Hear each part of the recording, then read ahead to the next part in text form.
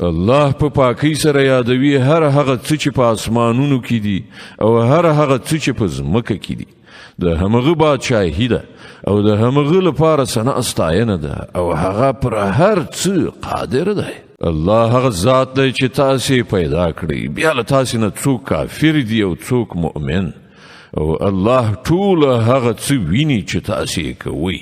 غزمکه و اسمانونه بر حق پیدا کړی دي او ستاسو صورتونه ښکلي جوړ کړل او د هغه لوري ته په پای کې ورګرځېدل دي.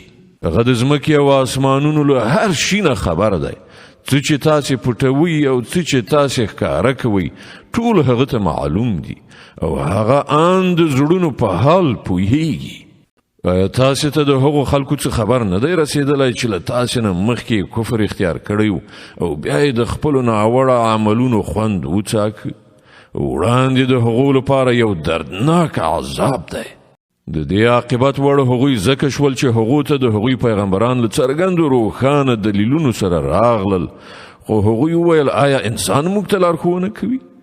په دې توګه یې له منلو نه انکار وکړ او مخې ترې واړاوه. هله نو الله هم له هغو نه بې پروا شو او الله خو بې نیازه او خپله په خپل ذات کې استایل شوی دی. منکرانو له غټې دعوا سره ویلي دي چې هغوی به له مرګه وروسته هیڅکله بیا راپان نه څول شي. دوی ته ووایه نه زما په پروردګار قسم تاسې به ارومرو راپاڅول شئ بیا به ارومرو درته وښودله شي چې تاسې په دنیا کې څه کړي دي او دا کار د الله لپاره ډیر آسانه دی. نو ایمان راوړي پر الله او د هغه پر پیغمبر او پر هغه رڼا یعنی قرآن باندې چې موږ نازل کړی دی او وپوهیږئ تاسې چې څه کوئ الله پرې ښه خبر دی. د دې معلومات به تاسې ته په هغه ورځ وشي کله چې د راټولېدو په ورځ هغه تاسې ټول راغونډ کړي. هغه به یو د بل په مقابل کې د خلکو د ګټلو بایللو ورځ وي. چا چې پر الله ایمان راوړی دی او نیک عمل کوي الله به د هغه ګناه وریږوي او هغه به داسې جنتونو ته ننباسي چې تر هغو لاندې به ویالې بهیږي. دوی به د تل لپاره په هغو کې اوسیږي. همدا ستر بریالیتوب دی. او کوم کسان چې کافر شوي دي او زموږ آیاتونه دروغ ګڼلي دي هغوی به د دوزخ استوګن وي چې په هغه کې به هغوی د تل لپاره وي او هغه ډیر بد استوګن ځای دی. هیڅ یو مصیبت هیڅکله نه راځي مګر د الله په اذن سره.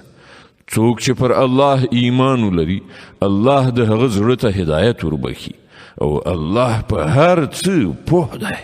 د الله اطاعت وکړئ او د پیغمبر اطاعت وکړئ خو که تاسې له اطاعت نه مخ اړوئ نو زموږ پر پیغمبر باندې له څرګند روښانه حق رسونې نه پرته څه مسؤلیت نشته.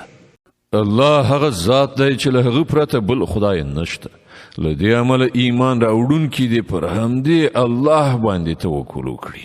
ای مؤمنانو ستاسې له میرمنو او ستاسې له اولادونو څخه ځینې ستاسې دښمنان دي له هغو نه ځان اداره کړئ او که تاسې له عفو او تېرېدنې څخه کار واخلئ او بښنه وکړئ نو الله بخونکی او رحم لرونکی دی.